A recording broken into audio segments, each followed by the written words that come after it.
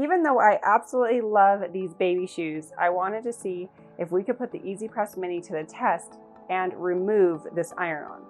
So we're going to power on our EasyPress, and I'm going to crank it up all the way to the hottest setting.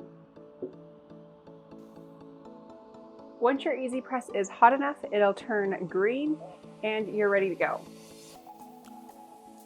I'm just going to take the EasyPress and test a little bit to see if we can heat up the top of the anchor to see if we can release it off of the project. And you can see that it's working. It's just kind of melting it off. I don't want to melt the shoe, so I'm going to go really slow. And then as I heat up sections, you can see that it's just kind of peeling away. Again, I don't want to melt the shoe, so I'm just going to go really slow and heat this up.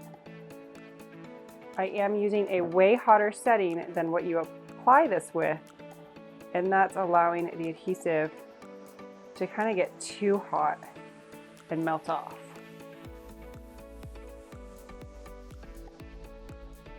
And there we go.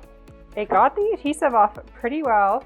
I can kind of see the outline of a small anchor here, but I think if I just kept on heating that up, that would go away.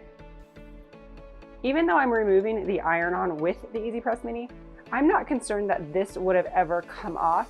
I'm applying extreme heat to it to melt it. So when you apply iron-on to your projects, there's no need to worry that they're going to come off.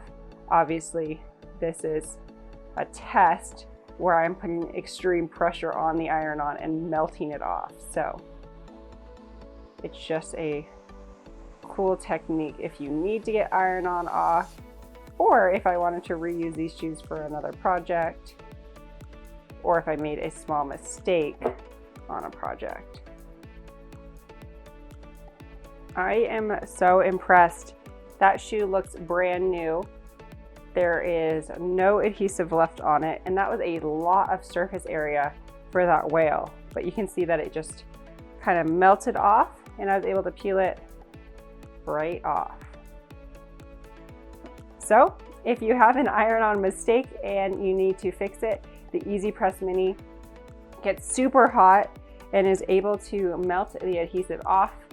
So that's kind of a cool little tip. Let me know if you end up using this tip, and I'll see you next time.